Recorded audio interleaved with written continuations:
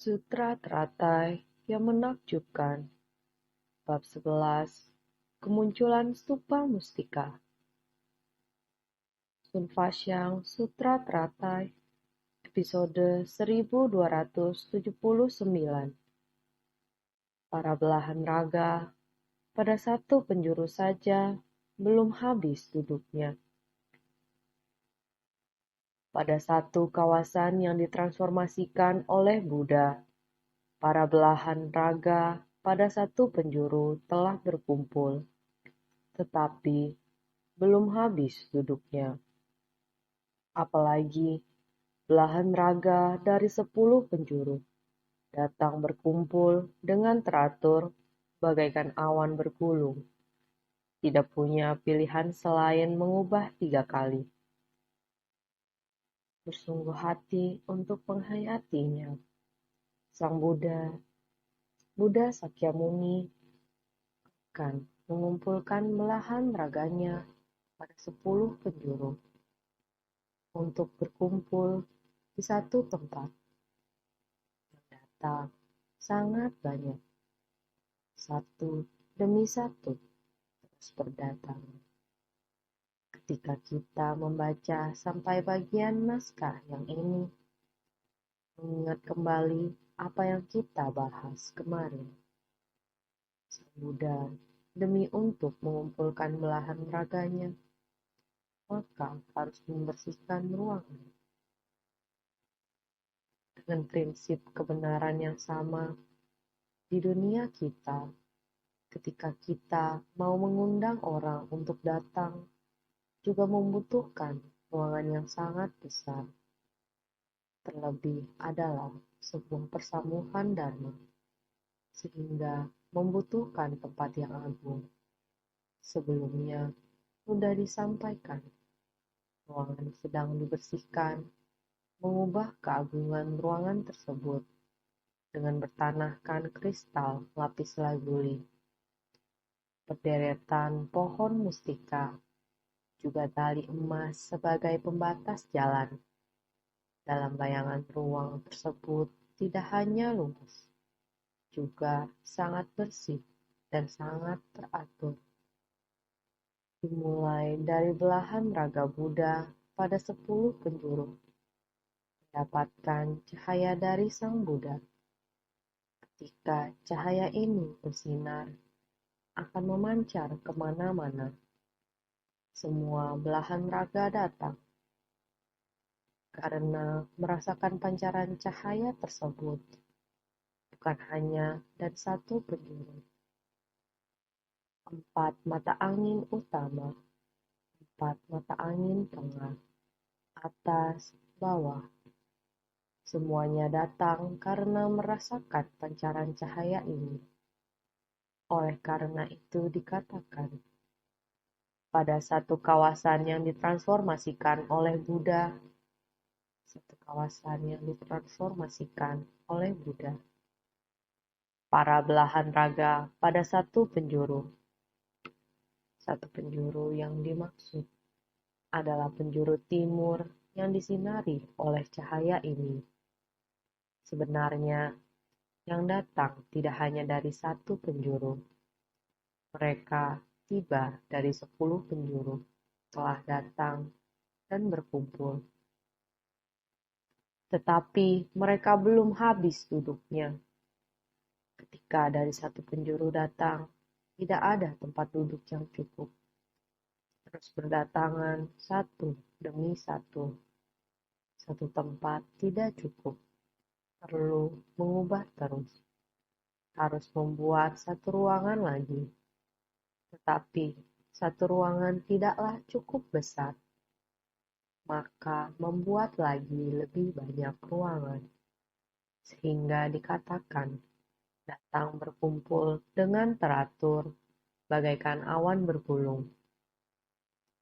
Berkumpul dengan teratur bagaikan awan bergulung.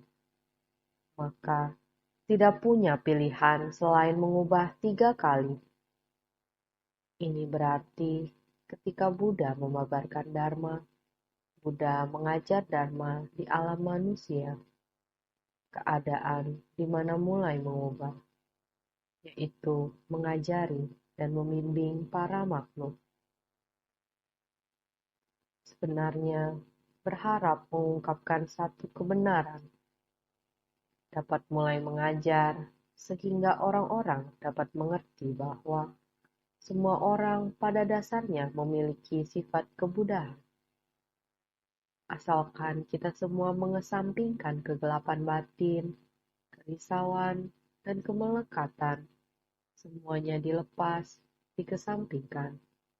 Sifat hakiki tata hata semua orang dengan sendirinya terpancar keluar.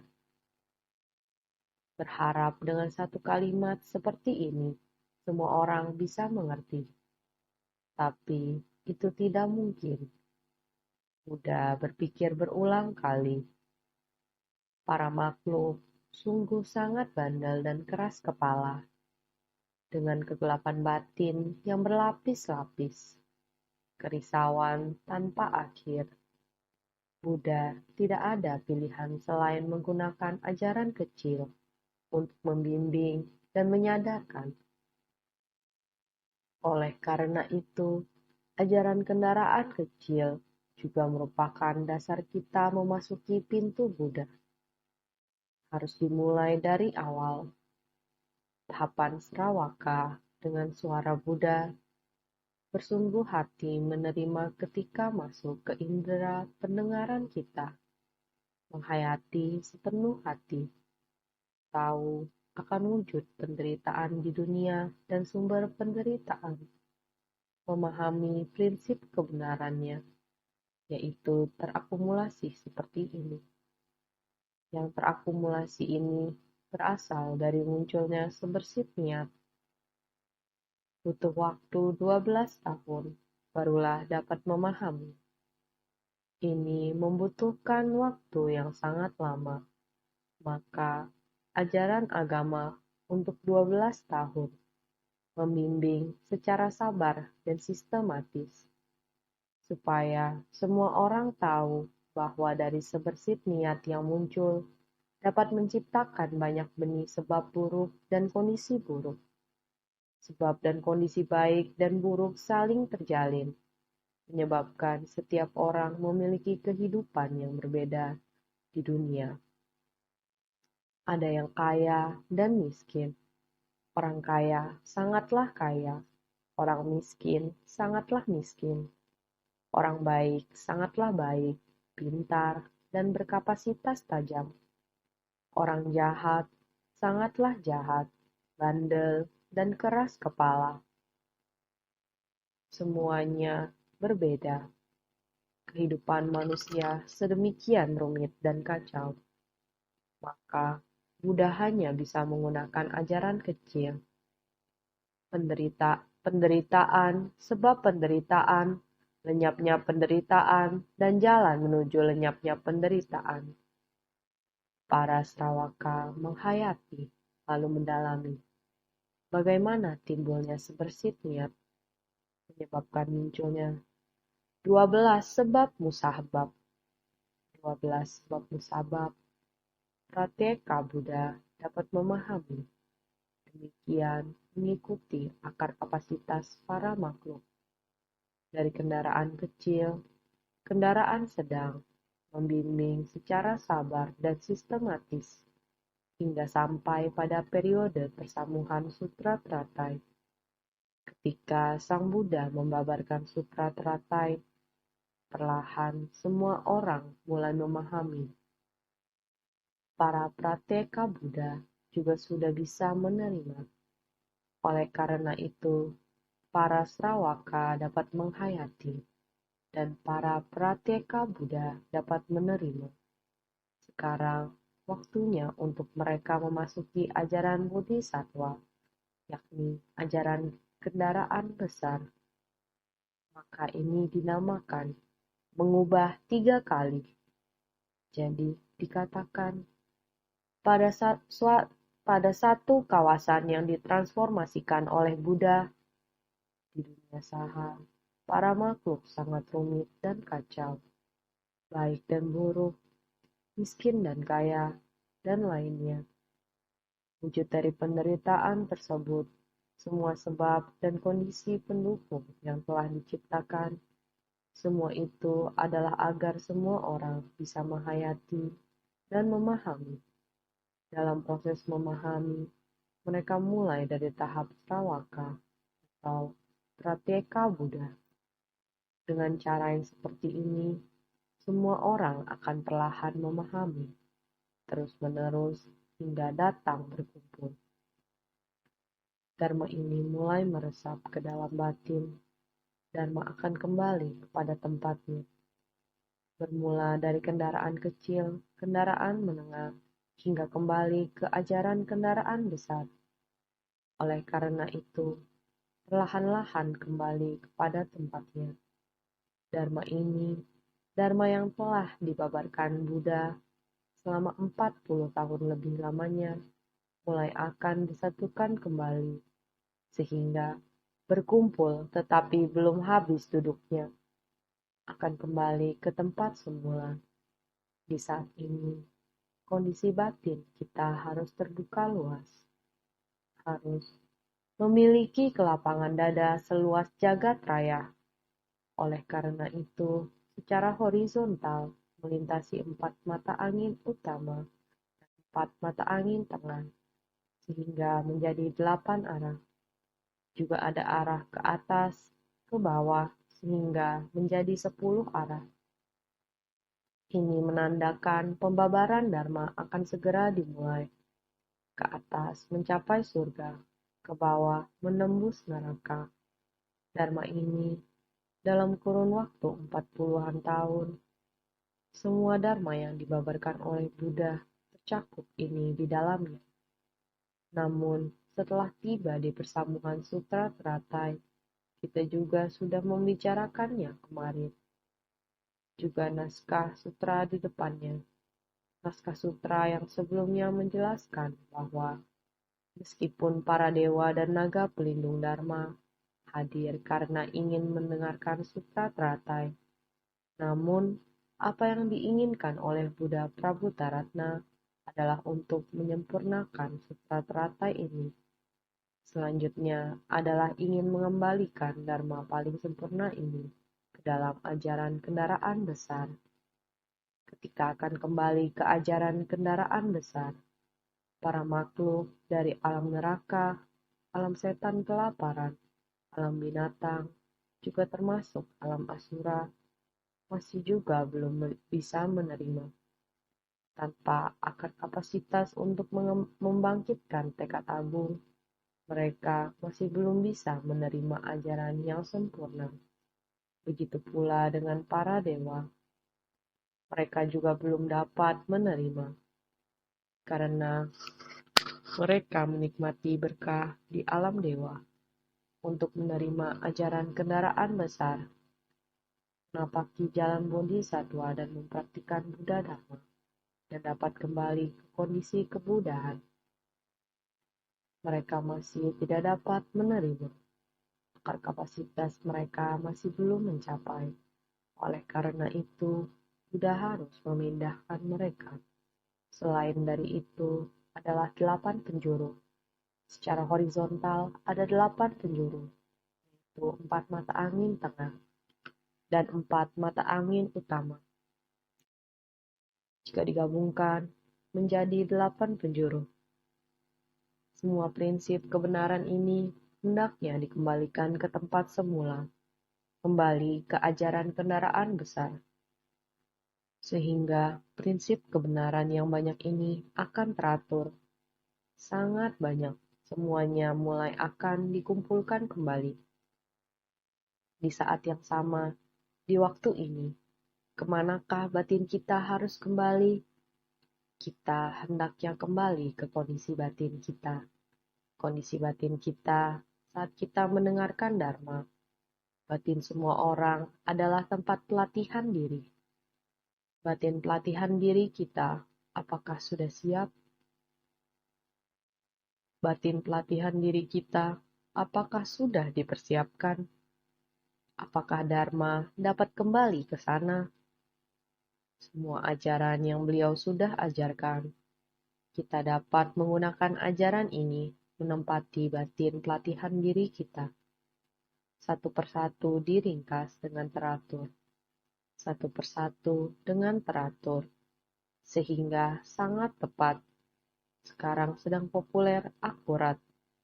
Dengan ketepatan, ketelitian, dan kebenaran, kita hendaknya mengembalikan Dharma ke dalam batin kita.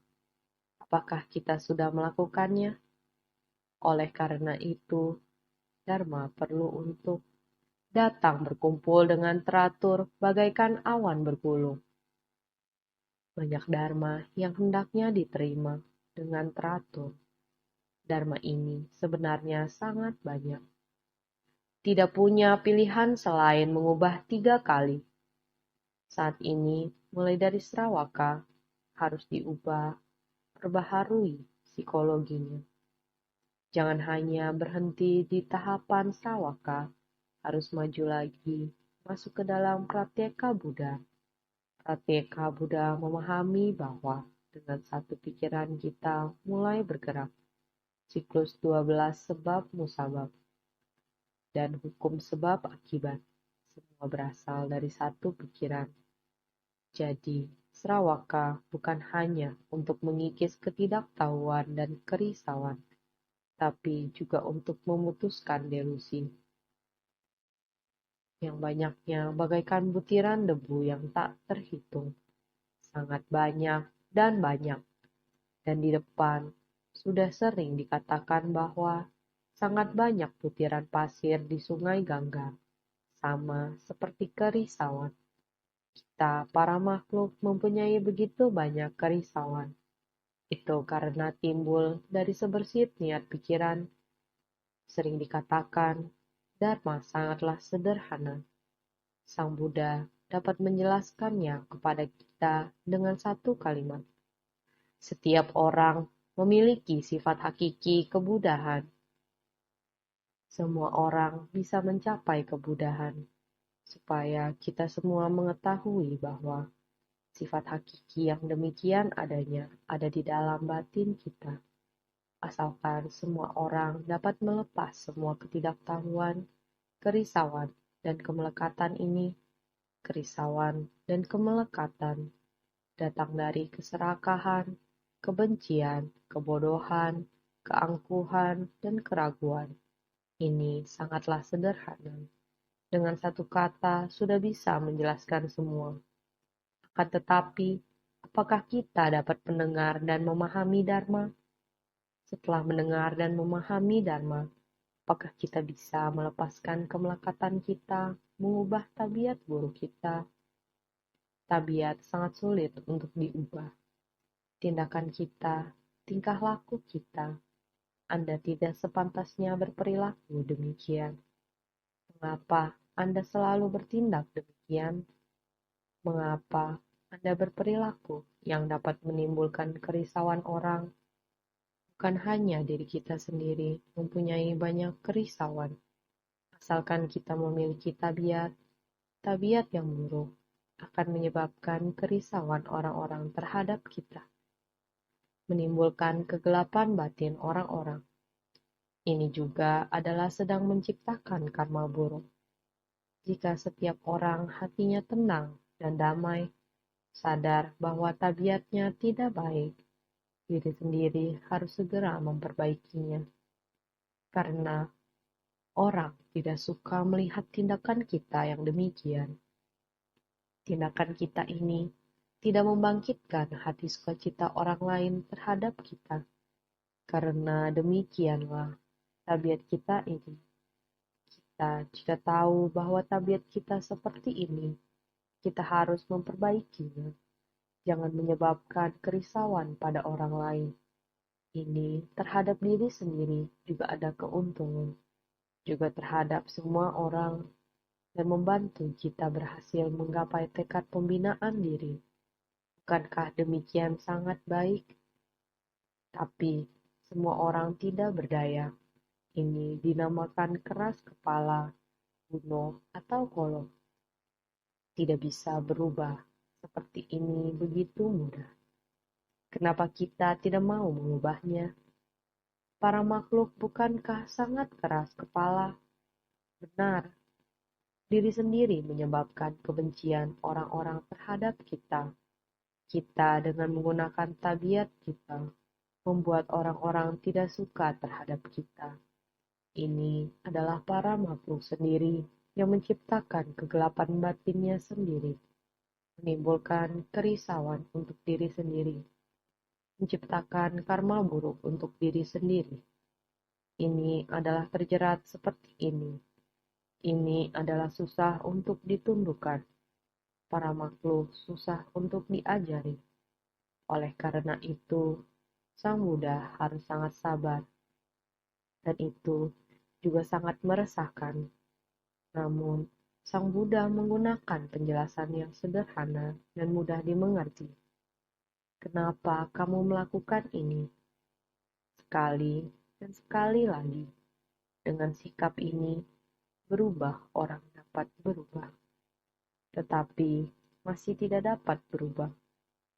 Harus bagaimana? Diam, tidak mempedulikannya. Ini adalah yang diajarkan Sang Buddha kepada kita.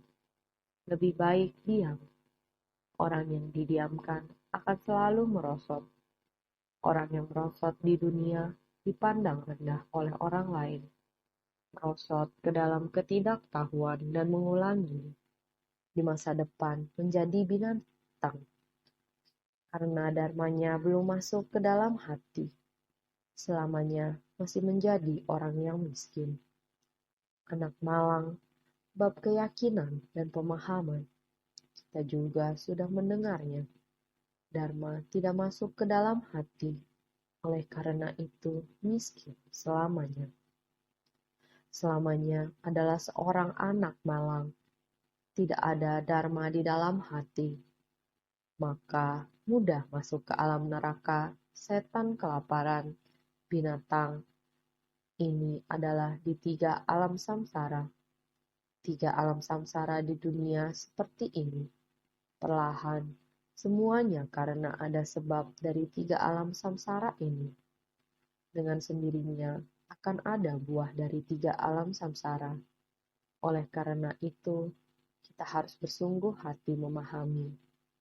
Jika batin kita tidak diatur dengan baik, belahan raga Buddha harus datang dari mana? Belahan raga Buddha yaitu prinsip kebenaran di dunia. Ketika orang telah mendengarnya dan menerimanya, lalu melakukan tindakan nyata di kehidupan. Saat ini, dengan Dharma ini, semua orang harus bersungguh-sungguh menerapkan poin-poin bagus ini. Ini namanya kembali ke tempat semula. Coba mendengarkan kelebihan orang lain. Kita seharusnya juga harus belajar hingga meresap ke dalam batin kita. Tindakan orang lain adalah demikian. Mendapat pujian dari orang, kita juga dapat belajar bertindak seperti demikian. Kembali ke dalam batin kita. Ini juga adalah dari belahan raga Buddha. Adakah adalah sudah mendengarkan apa yang sudah orang lakukan? Pengakuan dari semua orang kembali masuk ke dalam batin kita. Ini disebut Dharma kembali kepada tempatnya. Juga adalah Dharma. Belahan raga Buddha datang berkumpul. Sudah mulai berkumpul dengan begitu rapi dan teratur. Juga adalah belahan raga Buddha masuk ke tempat duduknya. Sudah datang di dalam kondisi batin kita. Kita sudah menyiapkannya. Dharma sudah meresap dalam batin kita. Dengan demikian, kembali ke posisi semula. Sangat banyak. Dharma sangat banyak. Oleh karena itu, harus melapangkan batin kita. Memiliki kelapangan dada seluas jagat raya adalah kembali.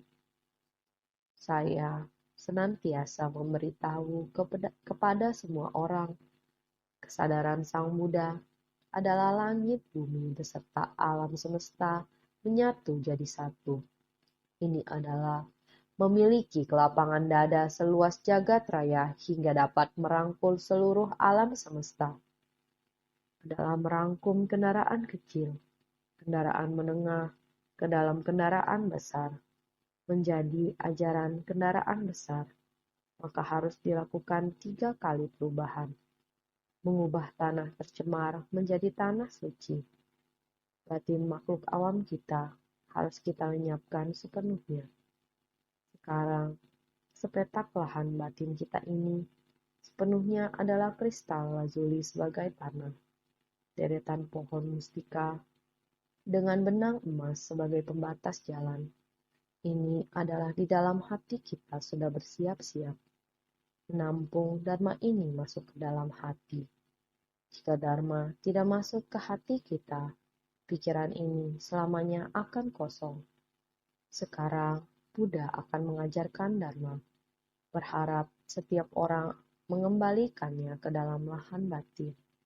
Oleh karena itu, beliau memanggil Buddha belahan raga di 10 penjuru semua kembali ke tempat ini.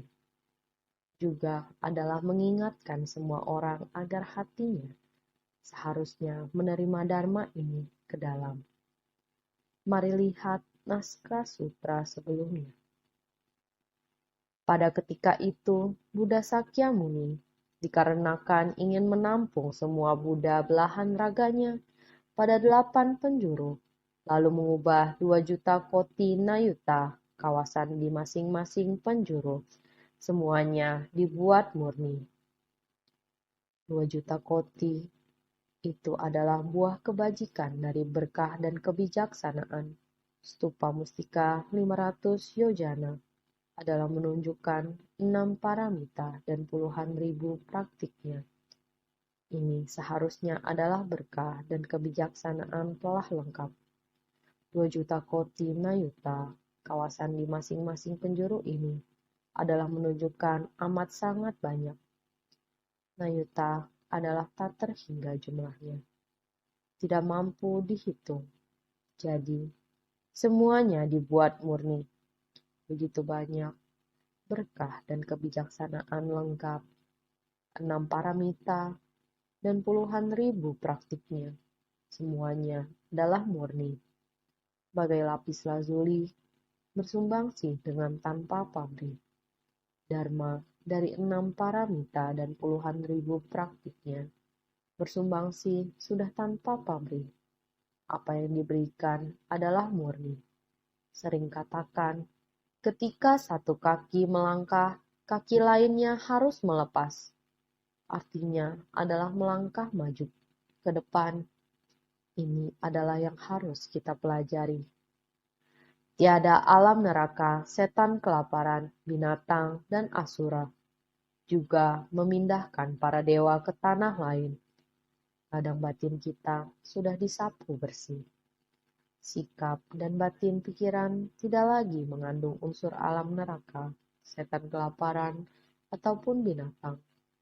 Karena ajaran sempurna yang dibabarkan oleh Buddha bagi yang masih memiliki sikap pikiran demikian, masih berada dalam kondisi alam demikian, masih memiliki akar kapasitas yang demikian, tidak mungkin dapat menerima dharma tersebut. Apalagi ajaran kendaraan besar, walaupun itu asura walaupun memiliki berkah, namun tidak memiliki kebijaksanaan. Hatinya selalu dipenuhi oleh kemarahan dan perasaan curiga yang sangat besar, sehingga selalu menciptakan musibah dan mengganggu ketenangan orang. Tidak peduli apakah itu dewa, manusia, neraka, setan kelaparan, binatang. Di antaranya pasti ada yang memiliki kondisi batin seperti asura. Mereka pasti tidak sanggup menerima para dewa karena mereka menikmati keberkahan surgawi. Mereka tidak sanggup menerima ajaran bodhisattva. Namun, mereka melindungi Dharma. Pada bab guru Dharma, mereka datang untuk melindungi Dharma. Juga memindahkan para dewa ke tanah lain. Buddha memindahkan para dewa ini. Mereka tidak sanggup mempraktikkan jalan bodhisattva, sehingga mereka melindungi Dharma dari lingkar luar. Di tengahnya adalah para bodhisattva, orang yang ingin mempraktikkan jalan bodhisattva. Semua ajaran yang akan dipusatkan pada kondisi batin untuk membangkitkan tekad luhur dan mempraktikkan jalan bodhisattva. Naskah sutra berikut ini menjelaskan sebagai berikut.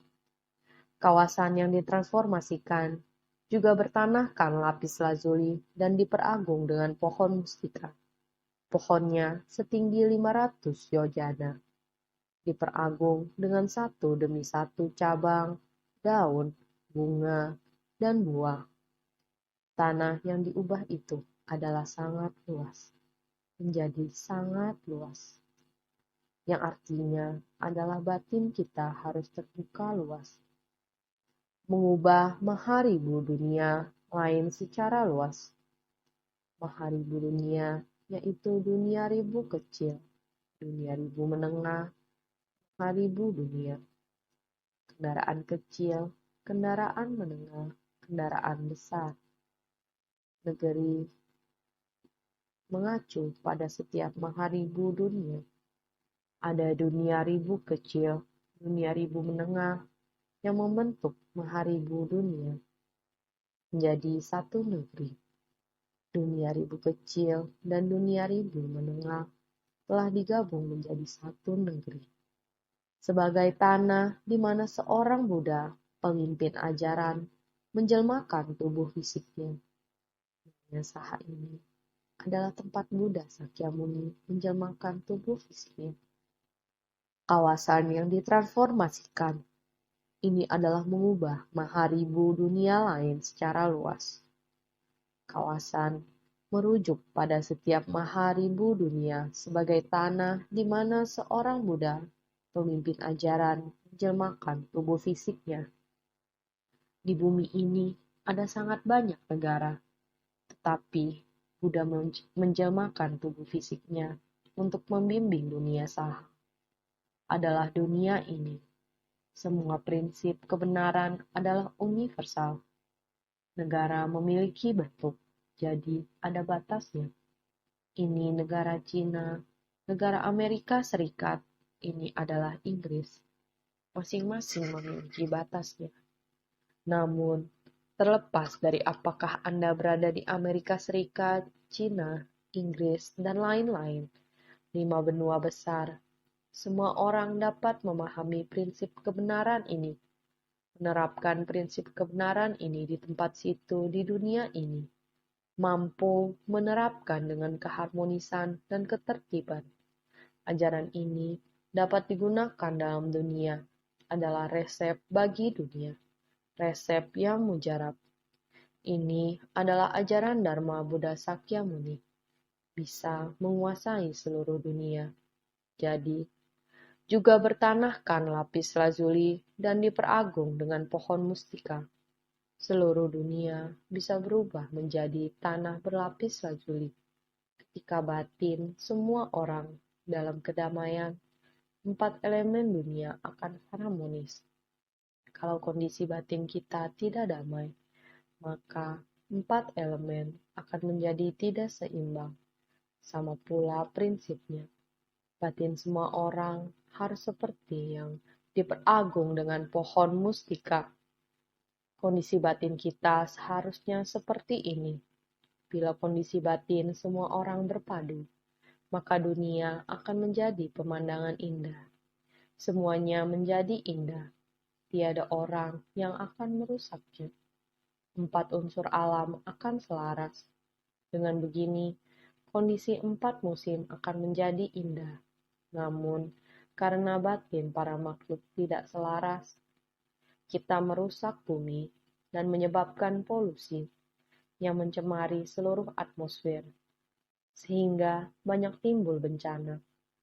Kalau dunia bisa mempraktikkan ajaran Buddha, maka dunia ini bisa dengan sendirinya bertanahkan lapis lazuli dan diperagung dengan pohon mustika.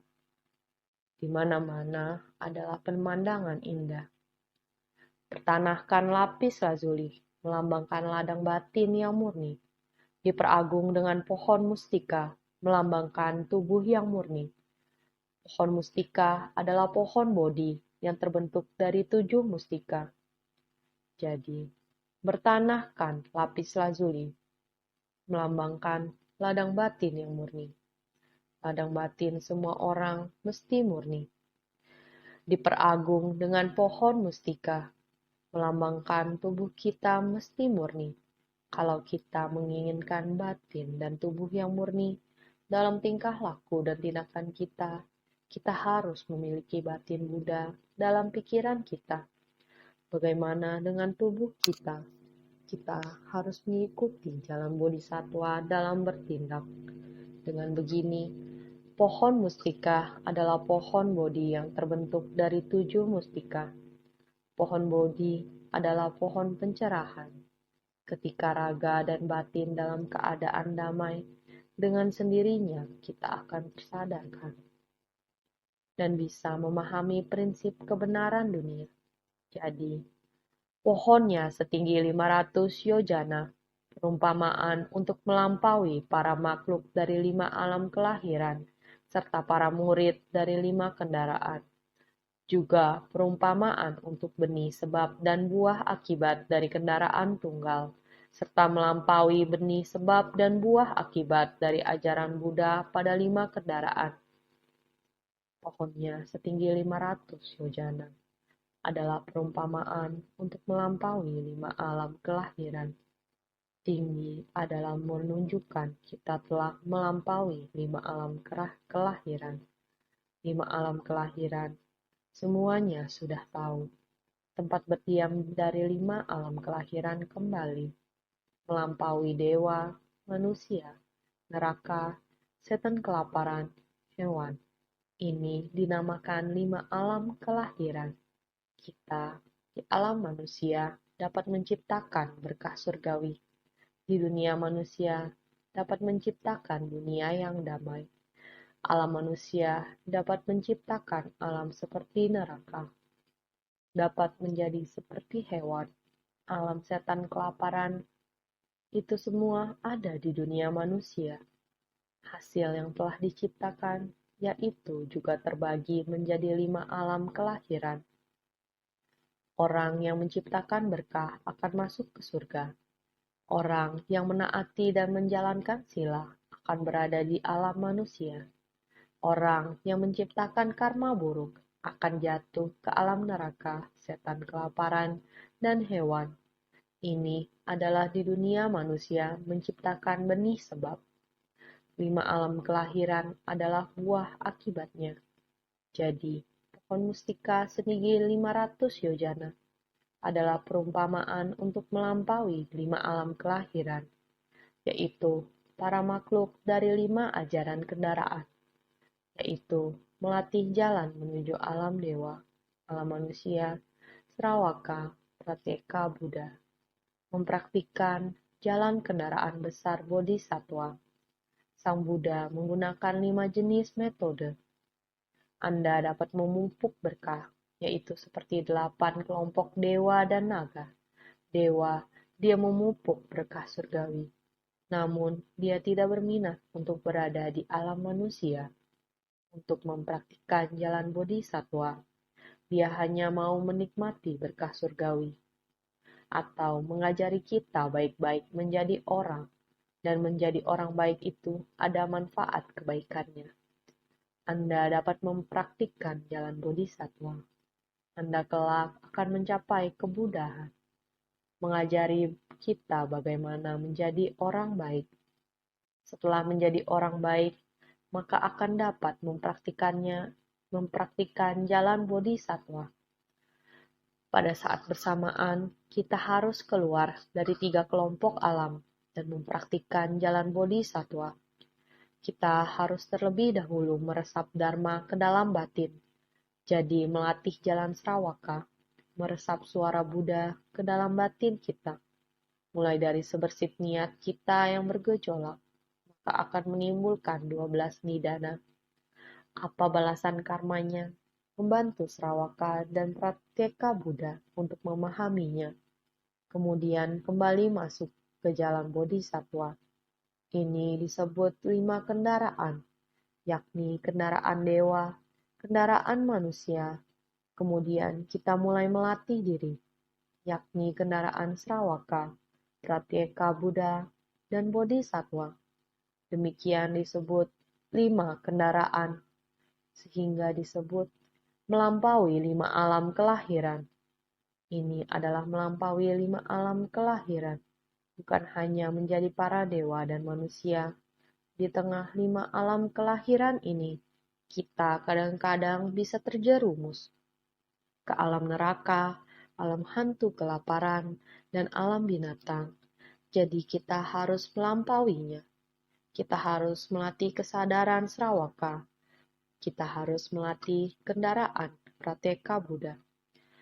Kita harus melatih ajaran Bodhisattva dari kendaraan besar, sehingga kita menjadi monastik kembali sebagai Sravaka, menjadi monastik dan melanjutkan ke jenjang Pratyeka Buddha, menjadi monastik dan melanjutkan ke tahap jalan Bodhisattva. Sama juga, ini semuanya Dharma. Ada melatih diri sebagai bodhisattva perumah tangga, ada yang menjadi bodhisattva dengan meninggalkan kehidupan rumah tangga. Jadi ini adalah melampaui para murid dari 5 kendaraan. Ini telah melampauinya. Jadi telah melampaui para murid dari 5 kendaraan, yakni mempraktikkan jalan bodhisattva. Ini adalah saatnya untuk menuju buah kebudahan. Jadi ini adalah perumpamaan benih sebab dan buah akibat dari kendaraan tunggal, benih sebab bodhisattva dan buah pencapai kebudahan. Ini disebut benih sebab. Ini adalah ajaran dari kendaraan tunggal. Jadi, melampaui 5 kendaraan, yakni harus memasuki pandangan hukum sebab akibat dari Buddha Dharma, bukan hanya mengajari kita menjadi orang baik dan memupuk berkah surgawi, juga mengajarkan kita bagaimana berdekatan dengan Dharma Buddha, mempraktikkan benih sebab bodhisattva, hingga mencapai buah kebudahan. Diperagung dengan satu demi satu, perumpamaan kalau dari sila memunculkan samadhi, dari samadhi membangkitkan kebijaksanaan, dengan kebijaksanaan memperoleh pembebasan. Inilah urutan yang mesti dijalani. Selanjutnya mengatakan, diperagung dengan satu demi satu. Harus berurutan, satu tingkat demi satu tingkat, satu kali demi satu kali. Demikian majunya. Maka diperagung dengan satu demi satu. Harus diperagung dengan baik. Ini perumpamaan kalau dari sila memunculkan samadhi. Kita tahu bahwa tabiat kita tidak bagus. Jangan ganggu batin orang lain. Kita harus tekad merubah kebiasaan buruk kita. Kita harus benar-benar mengubah kebiasaan yang buruk. Dengan sendirinya, batin kita akan tenang. Jika batin kita tenang, kita baru bisa menenangkan batin orang lain. Maka, samadhi membangkitkan kebijaksanaan. Karena batin kita tenang, maka kebijaksanaan kita dapat muncul. Jika tidak, akan saling mengganggu. Kebijaksanaan bagaimana bisa tumbuh? Maka kita harus mulai dari sila memunculkan samadhi, dan dari samadhi membangkitkan kebijaksanaan. Membangkitkan kebijaksanaan kita sehingga dengan kebijaksanaan memperoleh pembebasan. Dengan kebijaksanaan akan bisa memperoleh pembebasan.